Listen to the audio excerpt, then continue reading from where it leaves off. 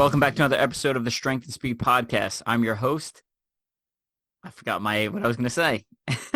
Your name's Evan. I know. I was getting. We've changed team names so many times at this point. I get confused. MudGear-Hannibal Race Pro Team is what I was going to say, and Strength and Speed owner Evan Preparis. That's what I was going to say. And joining me, already interrupting, I got Rachel. Rachel, say hi. Hi, it's Rachel Waters, and I'm a MudGear-Hannibal Race Pro Team athlete as well. Happy to be here. Yeah. Before we get to this, what this week's episode is all about, let's talk about today's sponsor. This episode is brought to you by Yolked. Yolked is a fertilized egg yolk powder. They've been given out at Savage Race. I've been using them for a couple of years. Tastes great.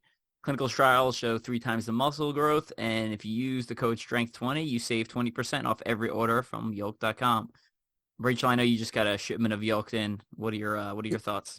Yeah, I love Yolked because I love that it's, and I love the packs that they give me so I can easily bring it to the gym. I can travel with it, mix it up pretty easily. I also love how low sugar it is, and the ingredients are simple. It's yolk powder, one preservative because you have to, and that's it. So it's not a bunch of crap in there. So I just love having a clean protein source that's, easy to take on the go and actually tastes good. Sounds good. Yeah, and that code is STRENGTH20, and it'll give you 20% off Yolk.com. All right, let's get to what today's episode is all about. So we're doing like an OCR catch-up episode because there's a bunch of like small races that I've done over the last couple of months that I wanted to talk about. I know Rachel's been busy as well. So this episode, we're just going to kind of talk about some of the races we've done. For me, specifically, I'm going to be talking about Texahoma's Hellish obstacle run, THOR. I'm going to be talking about Rugged Maniac, Oklahoma City. And I'm going to be talking about Wichita Gladiator Dash. And Rachel is going to be covering some of Savage Point series. And she's going to be talking about some of the Spartan she's done and some of the other hybrid events she's done. So we'll kind of jump around quickly from topic to topic, spend a couple minutes on each, and kind of give you a rundown in case that's something you want to add to your calendar. So I'm going to start off with Texahoma's Hellish obstacle run. And one of the first questions people always ask me is, like, how do I keep finding all these, like, local, unique, nuanced brands? And the answer is simple. It's OCR Buddy, right? So that's whenever someone starts getting into obstacle course racing, is the very first thing you love OCR Buddy. You can pick your date or search by a location. Like sometimes I have a free race weekend, right? And just plug it in and say, what are my choices? You can find some really cool events. Yeah, and there's other times, like for work, I'll be on the opposite side of the country, and it's like, well, I didn't bother to check what races were available in that area. So, like, you can, put in that race weekend, put in, like, the distance from where you're going to be, and it'll auto-search for, like, races in that area.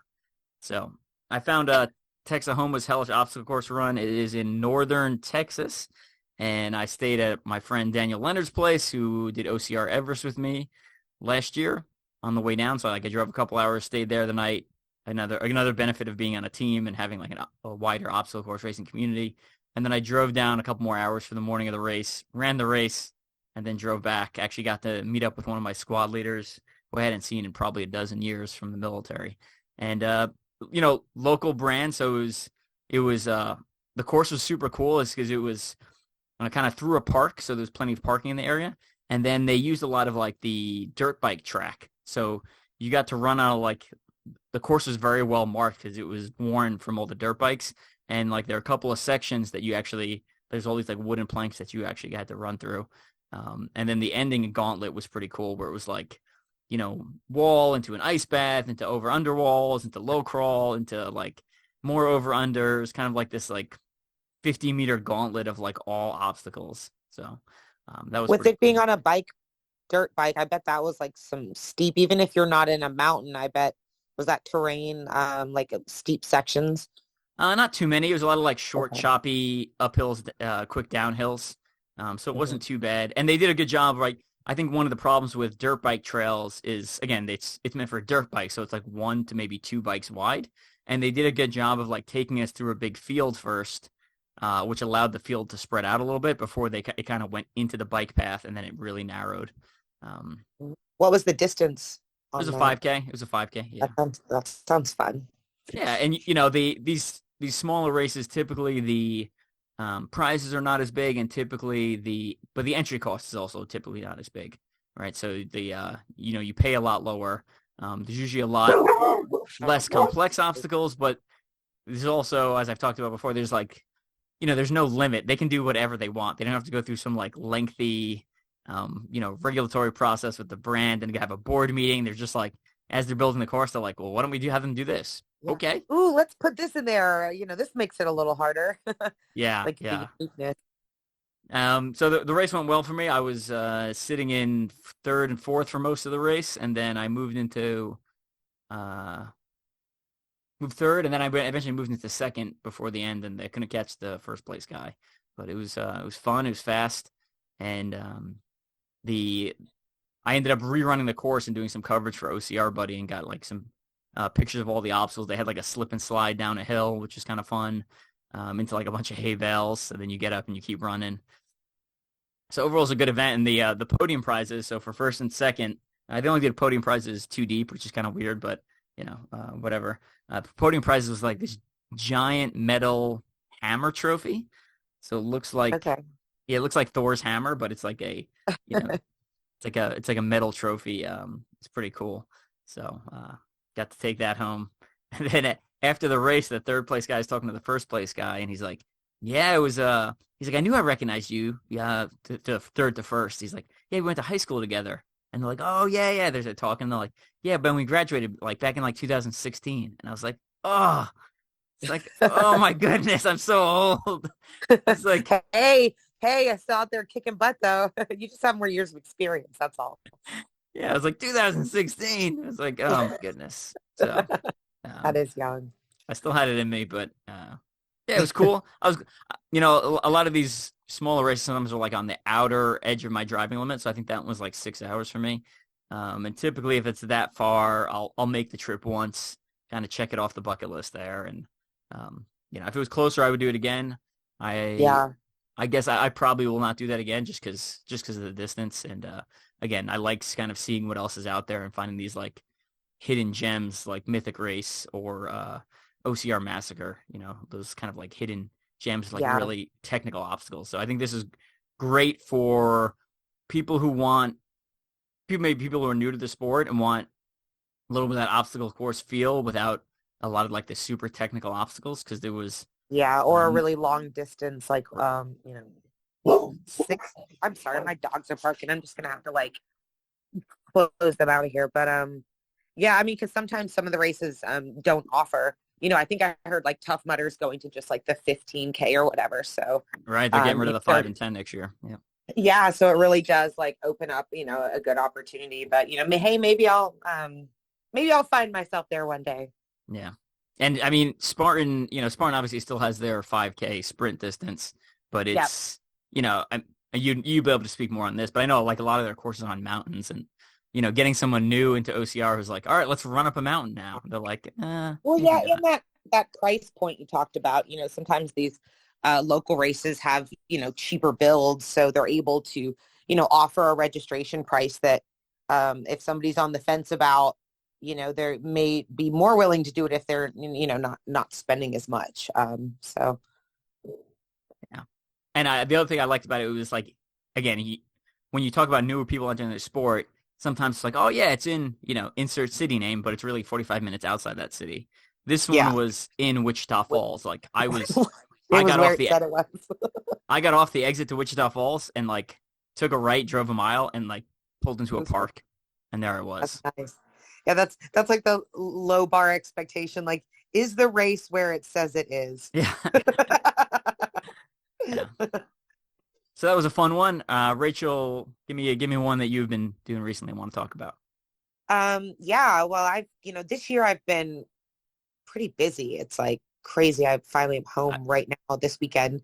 I feel like you race every weekend. I had like the past, like I was looking in the past, like 17 weekends. I think I've traveled and competed in 12 of them or something. It's been amazing, but it's like a whirlwind. So it's nice to kind of stop and sit and be like, wait a minute, what have I been doing?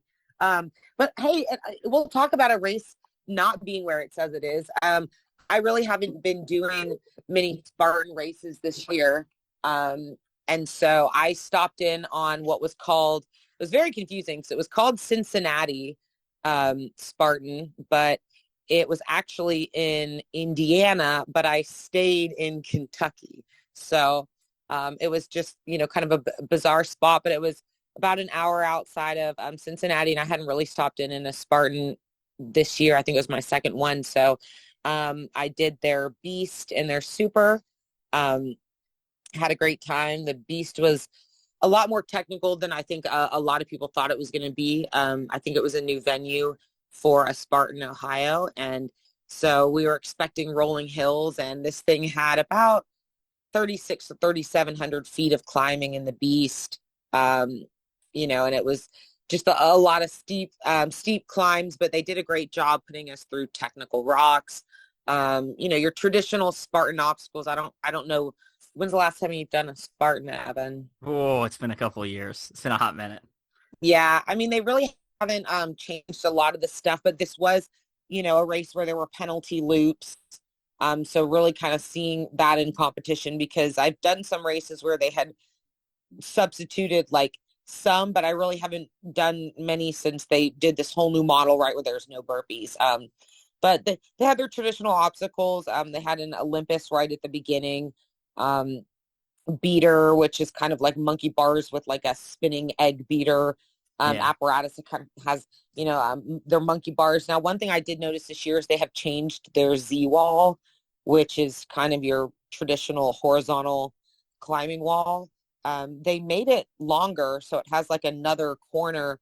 But instead of just being the traditional grips, which were like the wooden blocks, it starts where you have to like hold these little ropes as your grip to get around the first wall section. You turn a corner and you've got the climbing grips. And then the last bit is almost like half monkey bars with no footholds. So it's really 3 different types of grip on the one obstacle now. So you start with the ropes, you go to just the climbing grips, and then you move to these monkey bar things until you hit the bell. So I thought that was kind of interesting.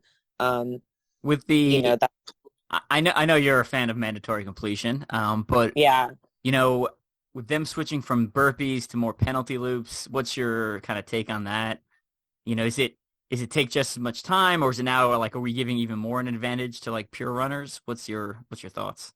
I mean, as somebody, I've been doing elite Spartans for 7 or 8 years, so I mean, I think I have a pretty good measure of like how burpees and penalty loops, if they would be even, right? Because I've done enough burpee sets and seen other females do them, right, to kind of understand the average time it takes. And I would definitely say that it is moving more in favor of the runner for sure over burpees. I mean, I understand, I like mandatory completion because, you put the obstacle in obstacle course racing when you make people have to do them. But I understand with Spartans numbers, having elites out there all day or even for a time cutoff, retrying obstacles could become very crowded very quickly, especially when you consider the numbers that are in age group and, applying those rules. So, I understand why as a business, they have to kind of do what they do. I think that, I don't disagree with maybe that because of, when you've got 6,000 people going through a course on a Saturday, there's just not enough space for these, elite and age groupers to pool and hang out and have people fighting over the retry lanes. But I will say that it is disappointing for me to see the transition because I actually didn't mind the burpee penalty. I thought that 30 burpees put enough time and wear on somebody that it would generally even out. But the penalty as a pure runner, if you're going to do burpees, again, you probably don't have the physical upper body strength. So that movement is going to jack your heart rate still. Exactly. And just the time that it would take to do right. the burpees versus the like short duration of some of these penalty loops that, now I would love to see if maybe they would put a carry on the penalty loop or like a low crawl, like you still have to do an obstacle. Like I would love to see them. Spartan had done that at their the last 24-hour championship they did in Telluride. I believe that was 2021. I liked that on the penalty loops, they put like buckets and sandbags. I think that could help, but and that makes sense, and because it's not like you're building a whole new obstacle. It's just like I just throw a bunch of logs or a bunch of sandbags, or I string up some engineer tape or wire or whatever. Yeah. If somebody can't do an obstacle, make them do a different obstacle with some extra running, like, put Yeah. like, whether that be a carry or again, like put like a wall, a wall on your penalty. I mean, carries are the easiest thing. You just literally need a bag of, or a pile of anything and make people carry it. I I remember at one of the toughest mudders, like we got to Funky Monkey. There's a guy who's faster than me, right? So we both finished in the top 10, right? So he passes me coming up to the monkey bars. He falls in the water immediately at the monkey bars. I go across. He goes into the penalty loop. We both come out. I come out ahead, maybe by 50 feet. But my heart rate is pounding because I just did a very strenuous obstacle after like 9 hours of running. And he just kind of keeps on cruising, and I was like, that is, the penalty was the better option, especially if you're a runner, because your heart rate just stays level. And but I mean, again, I just don't like it. No, because I mean, Olympus is, on a dry day, Olympus can be easier, but I mean, there's a lot of races where everyone's falling off Olympus, and like the grip and time it takes to get across that, especially for a lot of the women, you'll see women come like touch the wall, do the penalty loop, and they finish the penalty loop, and I'm still on Olympus, but I do it, and I'm all blown up, and my heart rate, it's like, I'm seeing red because it was so hard or whatever. So I mean, it's a balance, but I did enjoy the Spartan. It was nice to be in that community. I hadn't been out. There's different racers, and I'm not in Ohio all the time either. So I think I do think they do a good job. They're organized. I might not like the way that their elite racing is going, but I still had a great time, and you'll still see me out on Spartan courses. Just depending on what my schedule is and what I'm prioritizing as a competition. But the Spartan Ohio, the Cincinnati Beast and Super were awesome. The course was really fun. Everybody finished it thinking, man, that was so much more brutal than I thought it would be. And I think that that's the indicator of a good Spartan race, Yeah. And I like what you said about considerations on the business side about, mandatory completion. But I would argue, for age group, okay, that makes sense. Again, you can't have the course getting that backed up. Because you're putting significantly more numbers than something like an OCRWC through the course on a single day. But I would say for the elite, just making mandatory completion, right? I mean, I've been looking at some of the Spartan results online. Like the OCR report does a great job of putting out results. And a lot of times, like the females, like they don't even, for the elite females, the depth is just not there. There's like not even, like there's not even like 10 people. Yeah, but the problem is when you then compare your like time to the age group, there's like no point. Like I'll look at my time compared to age group, and I'm like blowing my age group out of the water. So it's not like I can even, if I want to race more bodies, go down into age group, because then I'm not recommend that. No. Racing anybody. But now they just started I just raced the men because they've started now with both the men and elite, men and women's are lower. So they've been, they started us together on both days in Cincinnati, which I liked. Because now I have men to race. And it's not just, but yeah, some of the elite women's fields are low, but when you take prize money off, athletes can't afford it, Yeah. But I still had a great time. It was fun to kind of get a Spartan in and, do that. It was a great workout, got some solid running in, and it definitely kicked my butt. So that was kind of just one I wanted to mention because that was the only Spartan I'd really done recently. So I thought it was worth talking about. Yeah, absolutely. You mentioned prize money, and we were in the pro team. We have like a pro team where we have a discussion on the side where we just kind of coordinate, posts and activities and races and sending product and stuff like that. Then I'd asked about prize money in Spartan, and I guess there's only prize money at the National Series now and essentially the North American Championships, World Championships / Trifecta Championships, correct? Is that correct? Yeah, just their championship races, but for the elite, which seems crazy to me. I mean, it feels like, it's definitely a lower point in the sport than it was a couple of years ago. I mean, I think that much is sure. And again, we do through this every couple of years where it's like, all right, is this the new normal, or are we just like at a lull, or are we leveling out? So I don't know, but the athletes are still showing up. I mean, I know we said like, the numbers are maybe a little lower here and there. Like, but I mean, I'm still going and racing every time I go somewhere, True. so it's nice to see that athletes are still showing up. Yeah. And that, Savage also put a point series out, which was cool because it used to be just your only option really was Spartan. Right. Um, so that's been cool to Yeah. kind of watch them grow into year two with that. Yeah. So for me personally, I usually make a little bit of money each year off prize money, but I actually make more off of sponsors slash perks slash Yep. books slash etc. Right? Like I get um that's how I make more money in obstacle course racing than pure prize money, which requires a little bit more work because it's not one for one, right? Where it's like I do X and I immediately get Y. It's more like I do X, build my brand, and then Oh, it's work. I mean, like maintaining social media, talking to yep, people because yep, I'm in the same boat as you. Prize money is not really what's it's able to keep me rolling in racing. It's having to do the work outside of it to build opportunities, and it's an everyday job. When you're at events, it's like work, and you have to conduct yourself like you're self-employed. yeah. Looking for trying to sniff out opportunities in a dwindling in sports environment.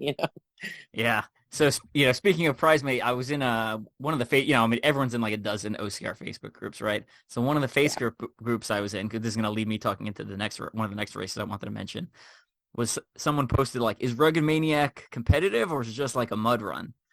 And I thought it was a really funny question. So Rugged Maniac, if you're not tracking, does have an elite heat, and people do show up to race. And, it's depending on where you are, it can be very, very fast. In the Midwest, we tend not to have, like I'm in the Spartan black hole. So if I drive 7 hours, I think I hit somewhere between 0 and 1 Spartan races from my location. Yeah. Because I think St. Louis used to have like a stadium race. I don't think they do it anymore. I'm not 100% positive. But so 7 hours for me, I will hit somewhere between 0 and 1 races, which means for the national, quote unquote, national brands, like Rugged Maniac and Tough Mudder are like the two that come into like our bubble, and that's essentially it.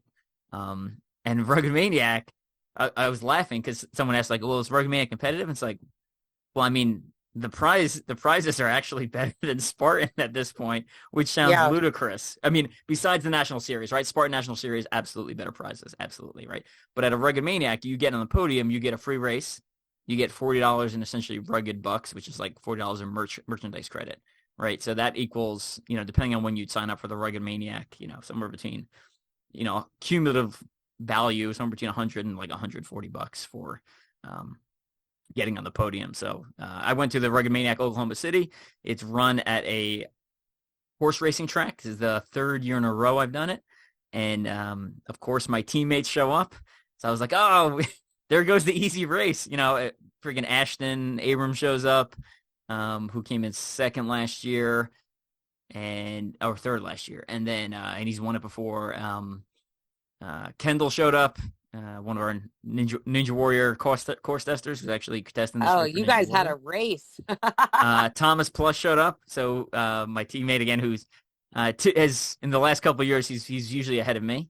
And then Scott Lurg showed up, who won it the last like 2 or 3 years.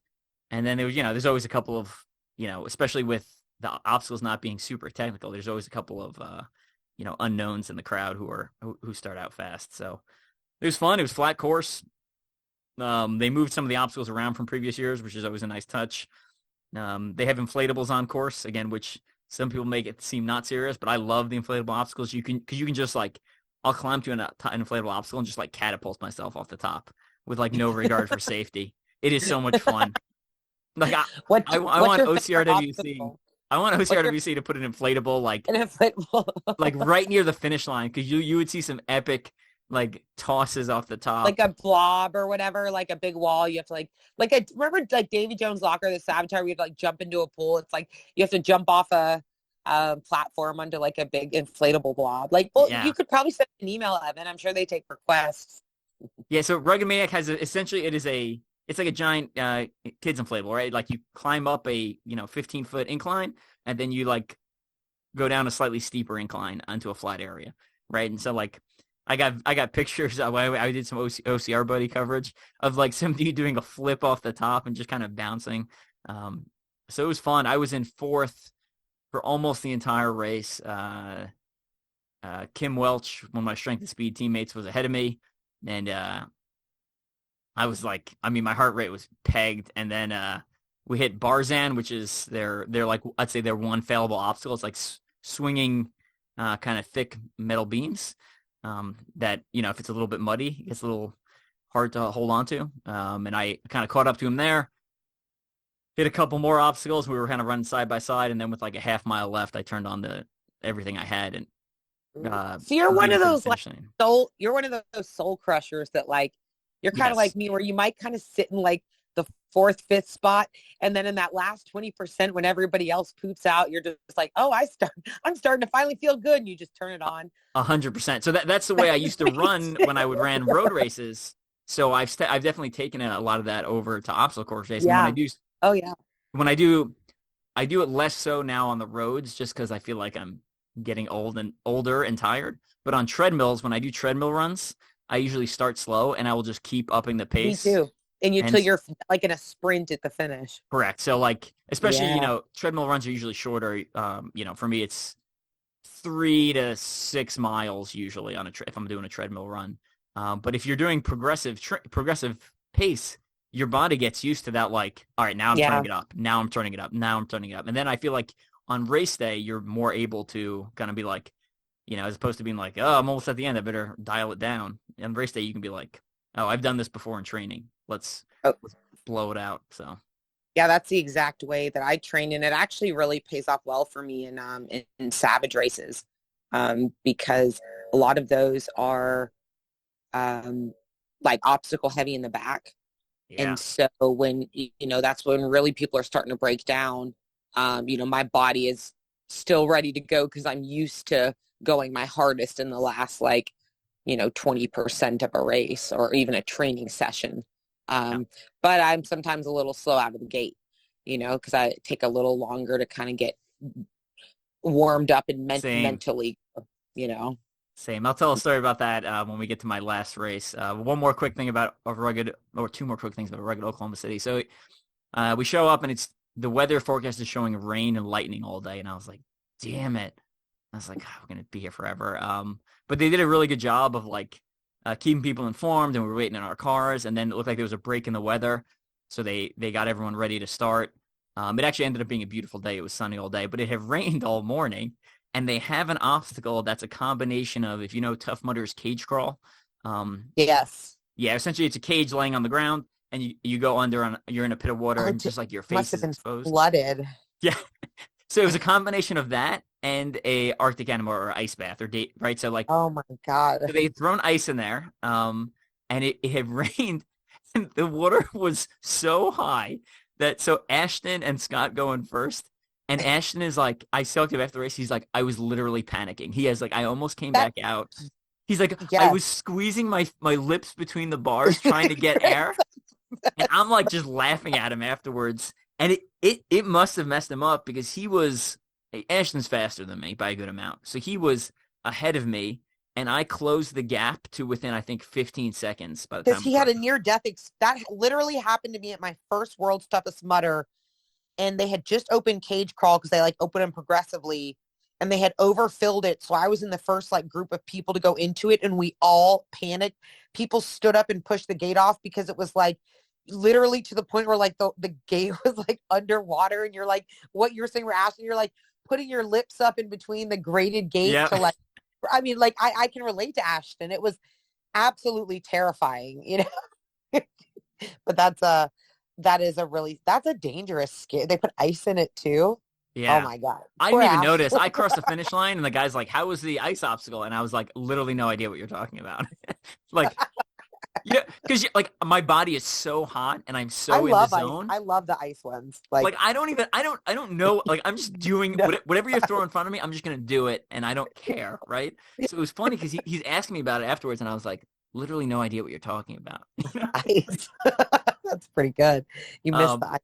Yeah, but it was good, and you know, that's again, the elites should have a slightly harder course. And I was, you know, you want to make people panic, and obstacle course racing is about overcoming fears. I'm down for it. I'm down Let's for it. drown everybody. And if it helps me catch Ashton, then I'm even more down for it. So, Yeah. and what's it call it? My wife won her, what are we on, 9 The sign hoisting championships. It was so what's funny is the announcers at Rugged Maniac are finally starting to recognize her. So like they'll be like, "Oh, we got a returning champion here." It's like undefeated champion is what you meant to say, but and it's pretty funny. I live stream it off my Facebook, and did you say more people cared about your, like, didn't you say you got more viewers? Yeah, it was it last year? The year before, 2 years ago, I won Rugged Maniac. So I've been on the podium a couple times, maybe 4 or 5 times, and for the first time I came in first on a Rugged Maniac, and I posted it, and people were like, I don't remember, it's like 120 likes or whatever it was, I don't remember. And then I posted a separate picture of like my wife winning the Stein hoisting the championship there, and she had like 200 or something. It was like, like, yeah, that's about right. We're like, yeah, who cares about? So the running joke is we go to Rugged Maniac for the Stein hoisting competition, and on the side I run an obstacle course beforehand. So. That's great.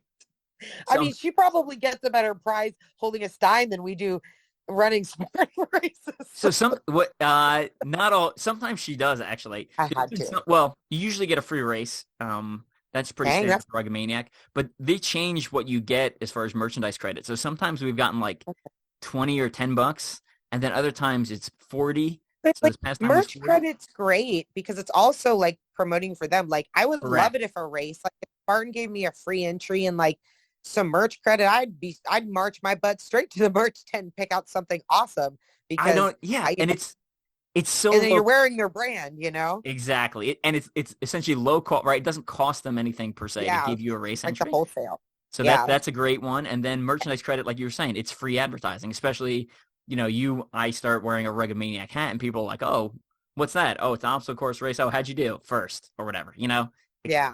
I won this hat because of my prize money, so we won this year. We bought it's a backpack that's like a cooler, so you can put that's cool, beers in it, or not beers for me, but beer. Like Gatorade or waters, apple juice. Yeah. All right, let's jump back over to you. Oh, I haven't told my wife this. I was going to surprise her. I think I'm going to buy her a championship belt, like a Rugged Maniac championship belt, and give it to her at the next time she wins Stein hoisting. Does she drink beer? She does not drink beer. I was gonna say you should get her an engraved Stein. So we won it. So with the merchandise credit, we bought a Stein once. Okay. So we have like a championship. They're like a wrestling belt. Yeah. So like there's a couple of companies that make it. So yes, you should totally do that. I'm thinking about doing that, and then like literally like keeping it in my bag and just surprising her on stage. So I love that idea. Well, yeah, I think that's a great idea. I'm debating whether I just pay for it all myself, or like I kind of want to ask people like to donate. Like I don't necessarily want the money, but I want people to be like, 50 people from the OCR community donated, 10 cents a dollar or whatever. Just to give her like the behind it, like the not just her husband, right? Like right. So I think I might do that. So if you follow my social media, look out for that. I might post that. And send Rugged Maniac an email. Yeah, well, that's a good idea too. They might check their emails. Who knows? All race companies don't, but they might. They might. They're a small company. Send them. They might think it's great. They'd probably love to be a part of it. Yeah. All right. Let's jump over for Savage. Yeah, we'll talk about the Savage series because that's kind of the big thing I've been doing this year. Really enjoyed that. There's, just a quick overview for anyone that doesn't know. There's 7 races throughout the year for Savage Race at different locations. Of the 7, only one of the locations is mandatory, and that's the last race in November in Florida, in Dade City, Florida. So before that, there are 6 races available, and they'll take your top 4. So you could only do 4, and work with those. If you do 5 or 6, they'll drop, whatever your lowest is. So everybody ends up with 4 races, and then the 5th would be that final one down in Florida. So we've had 4 of the races so far of the 6 that, are droppable. And then we've got Dade City. So I've been really enjoying that. I will say I may not always like win everything, but boy, like am I consistent because That's what I was gonna say. Yeah.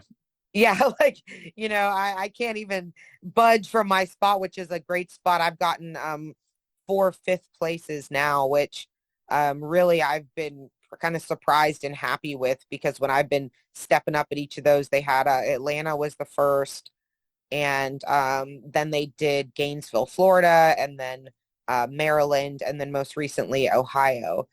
So, when I've kind of stepped up the line and looked at some of the women that we've had showing up at, there's been a few women that have been coming that really didn't even participate in the series. They're just kind of racing out there, clogging up points, if you will. But, it's been pretty competitive. So I've been really happy with my 4 fifth place finishes. It's got me sitting in fourth right now, but not everybody, has their 4 races, because some have only done 3 or have only done 2. So that's what's really exciting about these series is they're just ever changing, and you really don't know until you're ready to go into that last event, what you need. And, you can't predict everything else, but that's, what I've been really working at this year. Been really excited to get, those finishes. I've enjoyed that Savage got into a point series. I think it's made the year a little more exciting, especially for Savage with, less competitive things available, I guess. But I've been seeing, 40, 50 women in those start lines, which has been nice at Savage. And that's the mandatory completion, which I like better. And they've got some new obstacles out there this year. So that's pretty cool too. Are the non so they're just their series is prize money. So are the non-prize money races, do they still have same number of women at the start line for the elites? They actually are, it's what's Interesting. they're still, I think there's that many people that just kind of love the Savages. And then you have women that want to come out because it's not a series race, right? So they're maybe hoping it'll be less competitive. Yeah. But, they did take the prize money off of those, and they are making the rigs a little harder on the non-series races, which, and kind of talking about a business perspective, I can understand why, if they're putting a series together, they may try to leave their like absolute like killer rigs off of it, because you want to encourage people to be able to participate. And if you start having, these rigs where you're only getting 25% of your pro women finishing, you're now not going to have women that are like able to like even be in your pool of a point series, Mm. So I can understand from a business perspective again there why, because I know some people have kind of said, oh, but the rigs have gotten, it's that's really the only kind of thing I've heard about their series. But I can understand why they do, because if you make them too hard and people can't do it, then you got no points. Where at least like with the way a Spartan's set up, you're going to finish, right? Like even if you're slower because you have to run loops or even do burpees, you're going to finish. But when you have people DNFing, they get 0 points. And we're still having women DNF at these point series races. But I will say that for, anyone that may want to come out and try a Savage and, wants to try, some people love those rigs. I would check a non-series race because they've been putting some really fun, difficult ones out. Yeah, good points. So earlier we were talking about, making money from OCR, but not in the traditional prize money way, or at least, helping cover costs and stuff like that. And I know you've got a pretty good relationship going that has helped you get to some of the Savage races. Yeah, I've been super blessed this year. I've got an opportunity working with Hoist. So I've been, working their tent for them at the events, which has been sort of a dream come true, because I've been competing in the morning with the Pro Wave. And then as soon as I finish, I'm working at the tent. I'm getting to talk to all the finishers, because if you haven't done a Savage race, Hoist is their finish line drink. So, when you cross that finish line and you're gassed and you need a refuel, they've got Hoist, which is an electrolyte recovery drink. It doesn't have caffeine or really low sugar. But anyway, that's been such a rewarding experience for me, because I get to meet all of these racers, and not even just pro racers, but everybody throughout the day is coming by there and getting a drink. And so I get to talk to people about, hey, was this your first time doing this? And it's just incredible the people you meet. I love it. And that, to me, like, that's a perfect that's a perfect pairing, a perfect relationship. Because again, you're getting an athlete, you're getting someone who knows the sport, who knows the culture, and then to kind of like compete in the morning. I think if anyone can mirror that model in other brands or for other products, to me that just seems like a really good relationship that's beneficial to every party involved. Oh, I love it. I mean, because I can talk. I could literally run my mouth about obstacle course racing all day, and just like the energy of getting to meet people and having done the race, like getting to ask them, well, what did you think? Well, why did you, it's so funny when you meet someone, was this your first race? Yeah, my friend signed me up and I Yeah, didn't even know. And, like, some of what you see. And then I love, I'll have like, you can tell it's like a mother and daughter doing it together. I mean, just all of the people that you get to see stepping out of the elite pro racing. But then of course, people ask me, well, wait, you did it. Cause I mean, I look athletic, so it's nice to be able to share that. So, I mean, yeah, that's what I've been doing this year. And it's been probably the most rewarding thing I've done. And it's enabled me to continue racing. But that's made my Savage Race year even more special because, not only am I getting to go compete, but I'm getting to really just hang out there during the day and be deep in it. You're yeah. giving people that cold drink when they finish probably the hardest thing they've ever done in their life. And, you get to congratulate people and, just see the camaraderie amongst people that do these things together even in the non-competitive way, which I really, it just brings me kind of more naturally back to kind of the core of the sport and like why I signed up. And all that. So yeah, I've been at Hoist. So if anybody's, hitting up a Savage Race this year, definitely come by the Hoist tent and introduce yourself and say hello. Absolutely. I think I'm not 100% positive on this, but I think Robert Killian has done something similar with some National Guard recruiting stuff, where he's like actually stuck around afterwards and hung around like the National Guard tent at some Spartan races. I could be wrong, but I'm like 90% sure I saw that on social media. So Yeah, and I have people like come up to me like, oh my gosh, hey, I follow you on Instagram. It's so nice to meet you, and it's so cool that you're here. So it's like, like that. Not that happens like all the time or anything, but like, I experience stuff like that, and it's just so cool to, because so many times we like get our award and leave, yeah, like or you didn't get an award, so you just kind of change your clothes and leave. So it has me there till the end of the day, and it's like really cool to get to also like beat the Savage team is just like an awesome group. I mean, that's just such a well-run, organization and business. So like, I love working with them too. But, I've really gotten to know the Hoist company, their team, they're a great group of people. They have great values. So I feel super blessed, for that. So hoping that I can continue that, as a way to stay in the sport and get to be around it, because who wouldn't want to spend their Saturday handing people drinks that just finished a Savage Race, like it's yeah. just super fun. And you mentioned having the team, like the Savage team. I feel like, and I could be wrong. I feel like a lot of the people that work on Savage have been there for a while. Like I feel like there's a lot of They continuity in have. that brand. So Yes. That shows the vitality and like health yeah, of a business. Like I mean, I don't think you could get a job at Savage Race if you wanted one, because no one will give up their job. Like they're the people, Laura that runs their customer service. She's been the person that's been answering emails since 2015 for the registration. Like their build crew, their merch crew. I mean, their DJ. I mean, they have the same people. And so like they're just organized and decisions can be made there too. It's not like this yeah, big yeah. entity where something happens and nobody knows what to do. They just like fix stuff as it goes. But yeah, Right. super, super great group Kind to of the work with. best of the big business and the best of the small business kind of rolled They into really one. are. It's like Yeah, they're big enough to be organized, but small enough to still care about each individual racer. yeah. So Um, so I did a Tough Mudder Infinity. What location was that? I can't even keep my locations. Pittsburgh? Where was I? Pennsylvania? I don't know. Somewhere in Pennsylvania. I did is this. that the where your flight got really messed up? No, I mean, so that was last year. I did that. Okay. That was last year. That was a That lot. happens to you a lot, actually. Never That was the year mind. I slept in an airport the night before Yeah. a 12-hour race, which is not recommended. Um, I still showed up the next morning. My luggage went to New York. My parents had to pick it up from New York and drive it to Pennsylvania.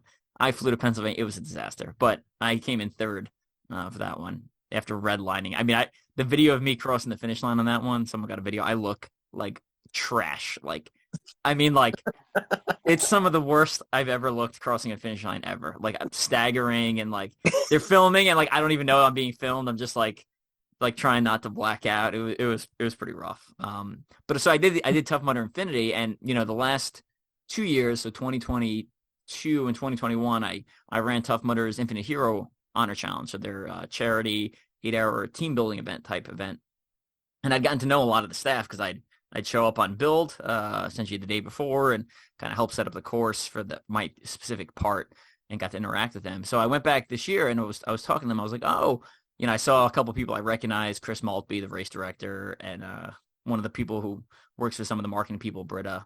And I was asking, I was like, oh, I haven't seen Stephanie. Is she around? Like, oh no, she left a couple months ago. Oh, is Lucy around? No, she left like over a year ago. And I was like, these were people that were like, they seemed vital to the success of the operation. And I think, sometimes as a racer, you assume, oh, well, Tough Mudder's been around for a dozen years, or Spartan's been around for a dozen years, or Rugged Maniac, and you're like, so they should be better at everything. But sometimes people forget, like, the staff is constantly changing. So sometimes you don't quite get that continuity you'd expect out of a big business. So it was... yeah, and they're so big that, like, you have, like, different operating teams. Yeah. It gets harder. It's just like any big business. Everything has to go through like a board, like, more hands before it can be approved. But I guess it's a good problem to have to grow. But yeah. And so interesting about Tough Mudder Infinity, the one I went to. So one, they moved all the penalties to the pit area. So like you'd finish your lap and then like essentially tell them based off the number of wristbands you had, like how many obstacles you failed, and they have you do the penalty there. Which I don't think, to me, wasn't a better system. No, because then you're just backlogging like a bunch of penalties all at once. Yeah, but they were supposed to look at the number of bracelets you had on, and then from that they could tell you how many obstacles you failed. But I don't know if people didn't look at my bracelets because they knew who I was, or if they were like they just weren't being very good about looking at bracelets, right? Because I mean, I know. Couldn't you just take the bracelet off, if you want? Like, if you really wanted to cheat, couldn't people just be like, I'm just going to throw this bracelet on the ground? So you're supposed to have 6 bracelets. So you're supposed to, for Infinity, there's not an obstacle bypass.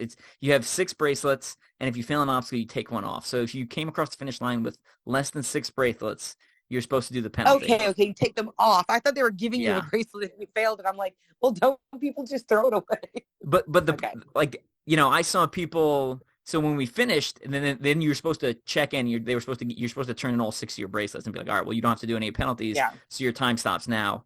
But I saw people finish, and like some of them were wearing like 2 bracelets, and I was like, well, did you just do 4 penalties or no? Like, did you just use them as bypass bracelets on your last lap, and no one spot checked you at the end?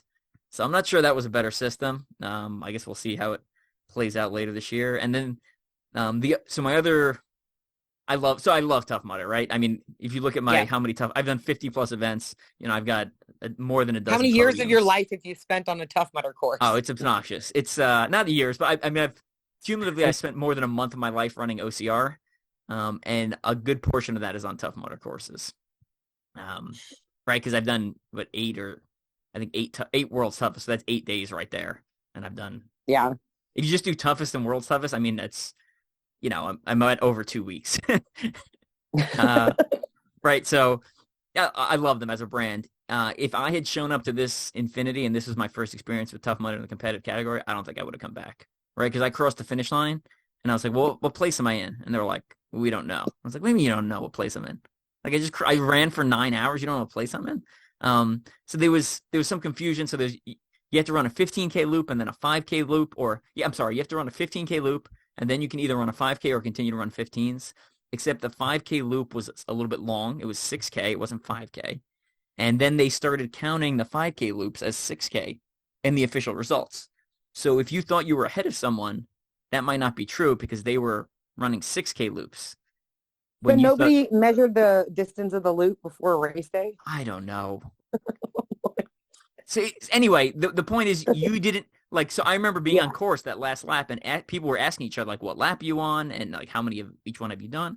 And people, I know for a fact, because I watched it happen, and I did it to people, right? Like, sometimes you'd let someone go, or you'd outrun someone, or they'd let you go because you're like, oh, well, that guy's a lap ahead of me, so why am I going to try to run him down? But because of the 6K, loops, that necessarily wasn't true. So the results That were, sounds the results were a disaster. which is all fine if it's not a competitive wave. Right, Like, but it was competitive. It was yeah, competitive. So the official results have me listed as third. They said when I checked in, they said I was the third person to check in, but I'm not 100% that's true. So like in my like personal results on my webpage, I just listed it as top 10. I was like third-ish. third. It's somewhere between third and 10. I don't know.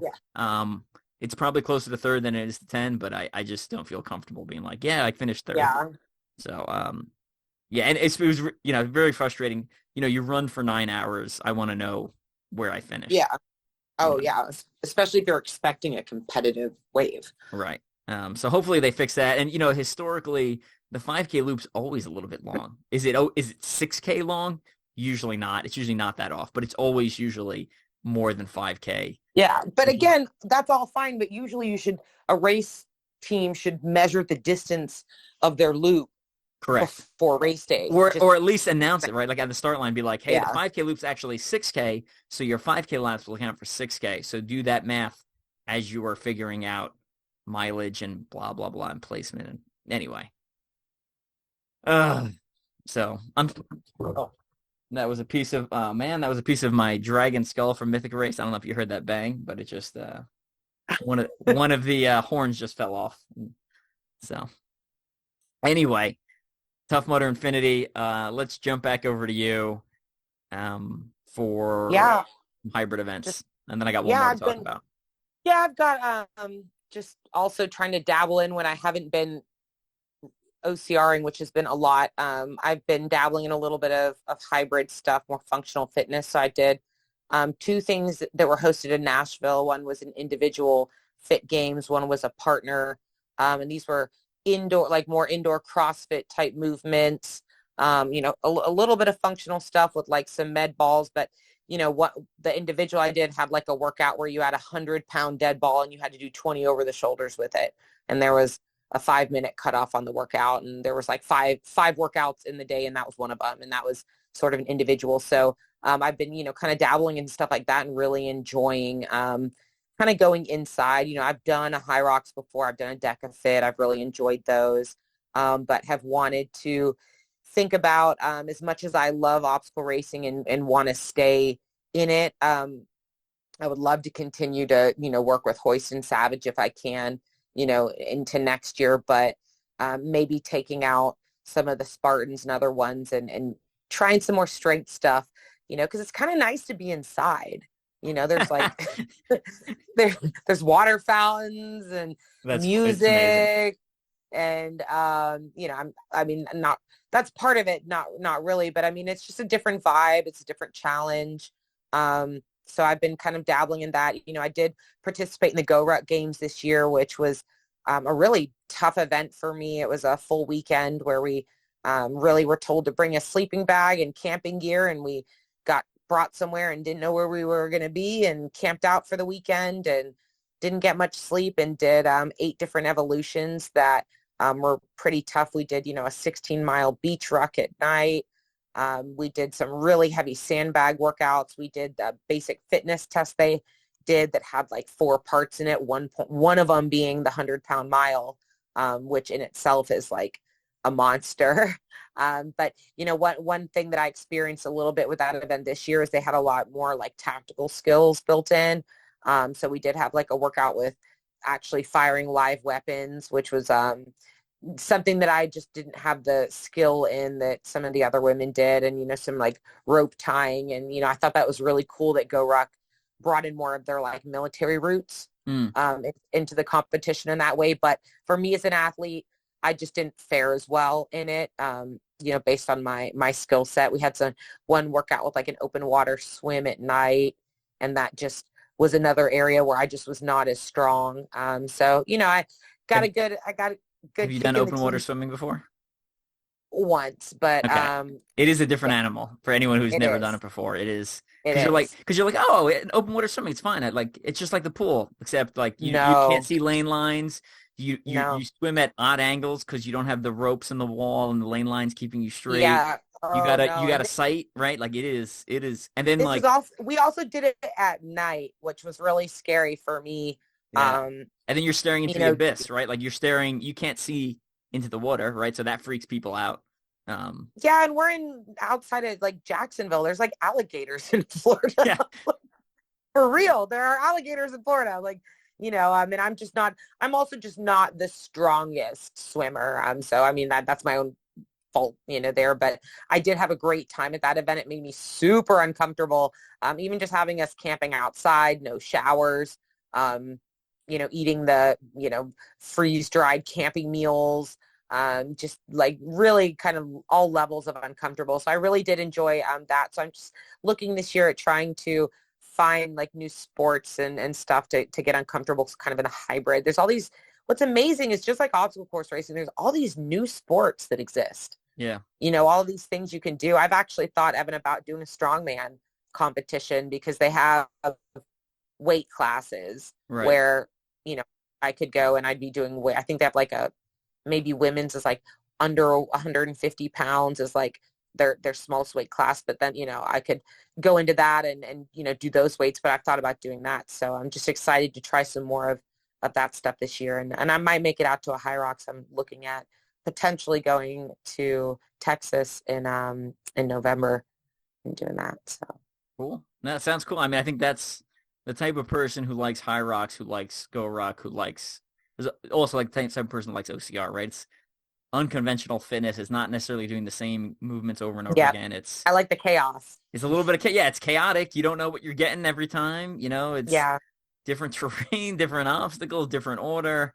It's kind of a little bit of preparing for the unknown. And to me, that's what makes obstacle course racing interesting, right? It's on any given, especially mandatory completion obstacle racing, where it's on any given day, it could be anyone's day for success based on Oh yeah, the weather, Yep. the placement of it. One person, the lanes of the obstacles are different sometimes. Yep. Where you step, how but it's funny, Evan, because I was thinking, like I was going to say that, after doing my 105, 500, my 105 mile, 500 obstacle fundraiser last year, I've really kind of stepped out of endurance, and I was like, this year I don't think I'm really going to do much endurance anymore. I'm just kind of like over it, over beating my body down like that. But then my sister's actually crewed and paced a friend at Western States this weekend. So I was watching that and I was like, ooh, watching these people like barely like stumble across the finish line. And I'm just like, ooh, like getting the little itch. Because I thought I was going to maybe pull out of endurance racing, but maybe I'll just sign up for like a 50K trail race or something just to get a little hurt. But do you have any endurance stuff coming up? So I was possibly going to Lebanon for a Hannibal race. I don't think my work is going to approve it. The Army is not fond of people vacationing in Lebanon right now. So,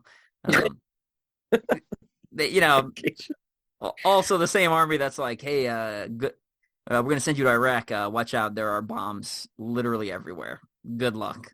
So, they're surprisingly risk averse in a lot of things. So I don't think the Lebanon thing is going to pan out for me personally, just because I can't get approvals to work in time. So I'm likely doing Toughest Mudder 12-hour in Minneapolis. And then when is that? It's about 2 weeks from today. So. Okay. And then I'll do Toughest Mudder in September as well in Pittsburgh. Again, I can't, somewhere in Pennsylvania, wherever the East Coast one is. And then I think I got one more Infinity on my books. Maybe Chicago, I want to say it is. I haven't been, my schedule is a little bit chaotic between work and, some personal stuff. So I kind of look a month or two out at a time and focus on that, knowing that, World's Toughest Mudder is always the big A race of the year. So, I got to keep my endurance. I got to keep my endurance up. Yeah. Okay. That's in Texas? Texas, yeah. Galveston, okay. I want to say. I think is it the same weekend as when, do you know the date off the top of your head? It's like November 3rd, 4th that weekend. It's a week earlier than it usually is. Okay, so I think it's the week before the last Savage Race Series race. Okay. Yeah, it's so hard to only have one body and not be able to do all of them. But I did say I was going to kind of pull out of endurance. I think I'm on the fence. I think my one endurance event this year is GoRuck has they do a little rucking world championship.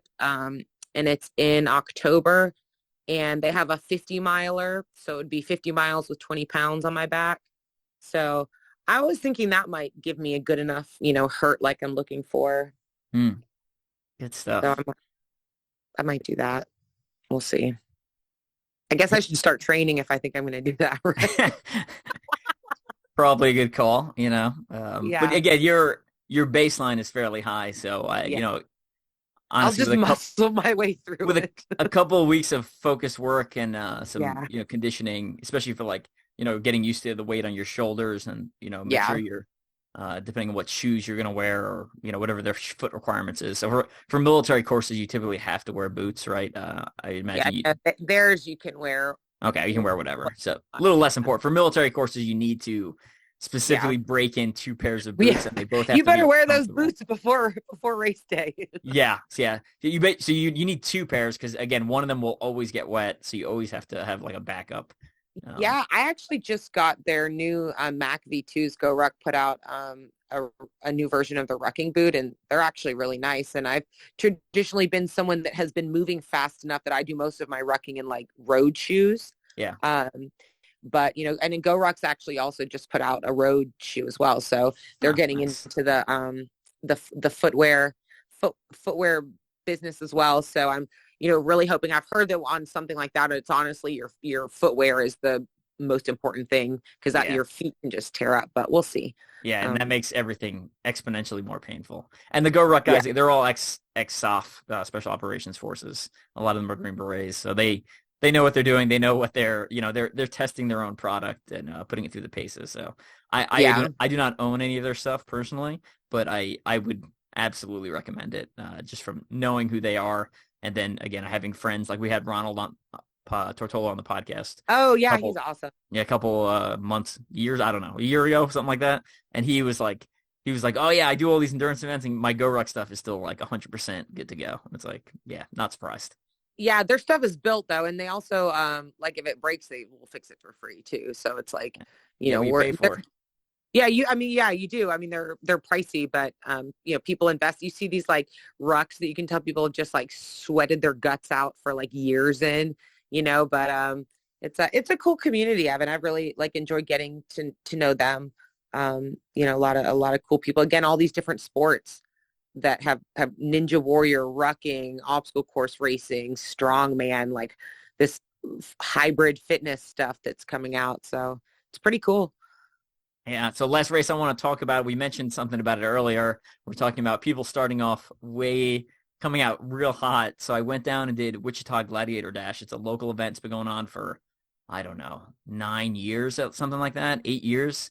And it always conflicts with another event. It usually conflicts with like Conquer the Gauntlet or Battle of the Lions, or I think conflicted with my OCR Everest, my endurance charity thing from last year. So it finally was on a free weekend this year, so I went down to it, and it's just like the THOR obstacle race in Wichita Falls. This one's in Wichita, Kansas, and it is in a park, like in the city. Again, I'm in Wichita. I get off at an exit, drive a mile off the highway, park in a park, and there's the race, right? So that was cool. Plenty of parking. They had a really cool VIP experience. So like if you as an elite, I think you automatically got entrance to the VIP tent, which was cool. So the VIP tent was like across a little bridge. So you had like your own area to put your stuff in. People could still theoretically steal it, right? But you're less concerned about people stealing stuff in like an area that they have paid access for. So that was cool. If you were in the VIP tent after the race, you got as much beer as you wanted. It was like unlimited beer. I guess that's cool. Doesn't do anything for me, but I thought it was like a cool touch. Either. And they had like unlimited snacks too. They had like peanuts and some other like chips. All right, now I can hang with the unlimited snack part. That sounds nice. That's nice. What a good idea to have like a sweet. Yeah, and again, it's been going on for like 8 years, and it's one of the guys who I ran the siege with. He was on the podcast last year, talking about a little race in Garden City, Kansas. Came out and he's like, "Yeah, my house is literally like a couple of blocks from here." And it's like, that's a pretty sweet. That's a local race. Like I've never had a race that local. That's awesome. But the again, smaller race, you're like, oh, it shouldn't be too competitive, and you show up, and again, they had very few technical obstacles. and like it looked like the high school cross country team came out to run. Oh, those little cross country Oh boys. goodness. The race started and I was like, what in the heck is going on? I'm in like I was in like 17th place, like a half mile in. I was like, what is going on? And then because those guys, they can run like 15-minute 5K. Oh, and then we finally started hitting like water crossings and a couple of like relatively easy obstacles. And their heart rate would spike and they would start slowing, or they realized they went out too fast. And I slowly worked my way back up all the way back into fourth for a little bit. And then with about a mile and a half left, I moved into third, and I ended up holding that for the end of the race. But you have that moment where you're just like, is this my day? Like, is this 100%. We're like a half mile in, and I'm like, I think I'm washed up. I'm like, it's over. This is it. This is the line in the sand where it's all downhill from here, and I start losing every race I run. Exactly. I was like, yes. I was like, oh, I'm washed up. I'm over 40. This is the end. I was just like, and then I just slowly started picking people off, and then again, we actually hit some obstacles. They had some really cool things. They had some tractor trailer trucks with like a flatbed tractor trailer that you essentially, it's low. It's it's like 3 feet off the ground, 4 feet off the ground, whatever it is. So they back those up, so you climbed over those as two of obstacles. They had like big empty dumpsters. Again, they were empty, but again, essentially you had to go climb over into it and then climb over out of it. You had to do that on two different ones. So it was nice. Like, I like how they use some of the resources they have available, right? Because what do I care if it's a wooden, like, manicured wall, if it's a dumpster? Like, I don't care as long as it's a wall that I physically have to use energy to get over, right? Yeah, that's fun. And that's, again, that vibe that you really can get into some different unique stuff when you go to these local races, and it's not like, the standard obstacles. It's like they're putting stuff together. Hey, this would be a good idea. Yeah. Or being able to use the natural terrain of a spot or something that's at the location, as an obstacle. That's always cool too. Yeah, and they did that. So there was like one hill that we did there's like one hill in the middle of this random park.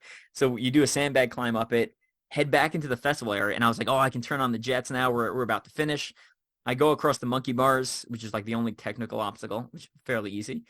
And instead of taking a right into the finishing chute, we took a left and like went into the swamp. And it was like a quarter-mile water movement. And I was like, what in the hell? So I thought I was done. I'm back out into the water. And then you kind of run back around into a mud pit. And then this was really cool. So the festival area had, again, the main festival area. And I mentioned there's like it looked like essentially a river of mud with a bridge over it, and then there was the VIP area. So to finish the race, you did like over under these walls and then crawled under the bridge that people were walking over to get to the VIP area.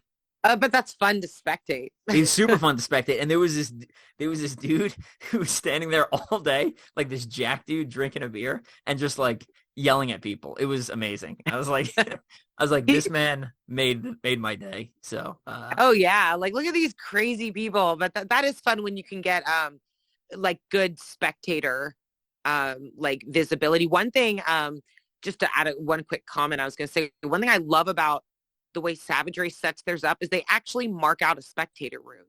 So I don't know if you've seen that, but they actually have it like on their course map. There's like yellow signs so that spectators, and they always try to make it like, where you're not dragging people out like 2 miles up a hill, right? But where they can actually like visibly see instead of like keeping people locked in like a festival area, right?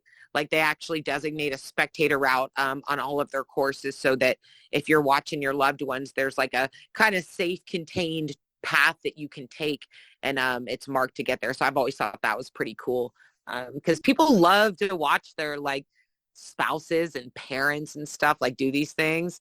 So that's one thing that I've noticed. I don't really see that at a lot of other races, like an actual spectator route as part of the course. Yeah. Tough Mudder usually does it. Yeah, except the bridge, you get to watch people go under the. Yeah, it was pretty cool. They also had a different finisher medal for the elites, which was kind of cool. So it was like a nice one. And then like the open waivers had it's more like a dog tag type finisher medal. So it was kind of, it was like visibly nicer, the elite finisher medal, which was nice. They did do timing chips, although like your timing chip, so they kind of like Conquer the Gauntlet used to do. It was like all the elites and the open waves mixed in there. So sometimes you get some like wonky results in there, right? So like Yeah, because people that just like skip stuff or so like I finished third, but if you look at the online results, it shows me as fifth. And like Thomas Plush ran last year and he finished second, but if you look at the online results, it shows him third again because you get people not doing the whole course or doing whatever. And but it was fun. It was a close race, so that's something I would go to again. But again, just better bring your running shoes, man, because those cross country runners were cross country boys. They were burning it down. Burning it down. Yeah. And the first and second they had a good lead over me going to the finish there. I couldn't even see them coming in.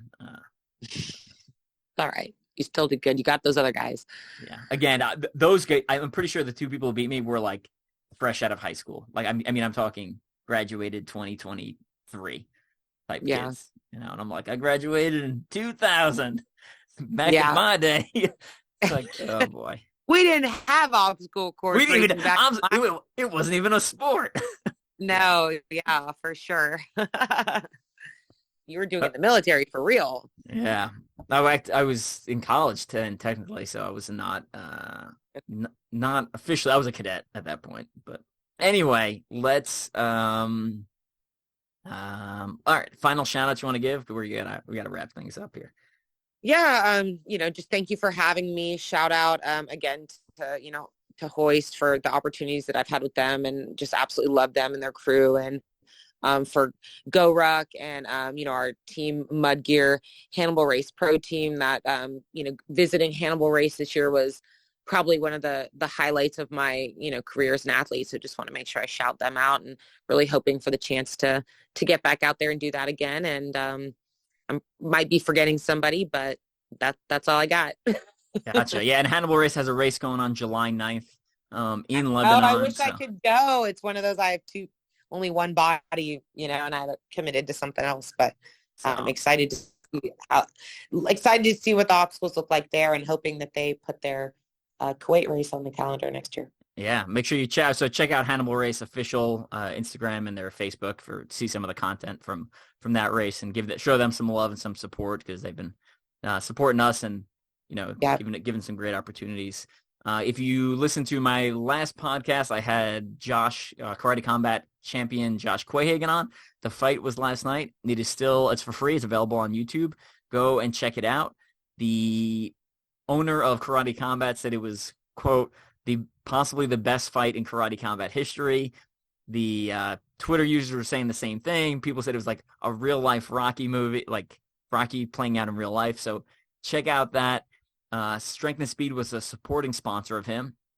So if you look at his social media, he tags Strength and Speed. He says, thank you, gives me a shout out. And then on top of that, so if you watch the actual fight, that's, again, for free on YouTube, Karate Combat or karate.com. You can check that out. His corner man is wearing a t-shirt with like a bunch of sponsored logos on there. You can see the barbell wings. You can see the Strength and Speed logo on the back. So I just posted it to my Instagram page. So check that out. It was pretty cool to see, like, be watching like a major fight, a championship fight, and seeing like the Strength and Speed logo on the back of the jersey. So that was pretty cool. Great guy, and I really enjoyed talking to him on the podcast. We might have him back on afterwards. We'll see if he wants to come back on and talk. But yeah, worth some of your time. It's the final fight in Karate Combat 40 is the most recent YouTube video. Josh Quayhagen versus Rafael Agaev. So check that out. And other than that, we talked about some of like sponsors and supporting stuff. So my newest book, I have not edited it yet, but it is basically done. So you're going to want to check that out. It's probably coming out maybe late 2023, maybe early 2024. It's called The Sponsored Athlete. Basically, I lay out how I have personally and how I've seen people like Rachel use sponsors and supporting brands to essentially reduce cost of racing and or make money, right? So not everyone's going to be able to be at a level where they can make money, but you can definitely like reduce costs and take something that's an expensive hobby and turn it into something that's not an expensive hobby, or maybe even free, and then maybe even make money if you're savvy enough. So that sounds like a great book, Evan. That's a good idea. Yeah, I know. So I was looking, because I'd never seen it online, and it's not, what I liked about it, or I'm biased obviously because it's my book, right? But I think the standard model for making money as an athlete is A, win prize money at race. And then B is become an influencer, have 1 million followers, and make money from YouTube. To me, like those are that's when people think about making money, those are the two pathways to success. And, you know, I've made money off racing without having an enormous social media following.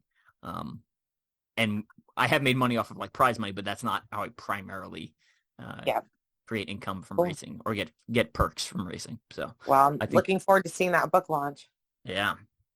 So make sure you check that out when it comes out. And then my other books are all available on teamstrengthspeed.com. Blake Mitts are all back in stock. Make sure you get those before Toughest Mudder. And I think that's about it. Rachel, thanks for coming on. Awesome. Thanks for having me, Evan. All right. We'll catch you later.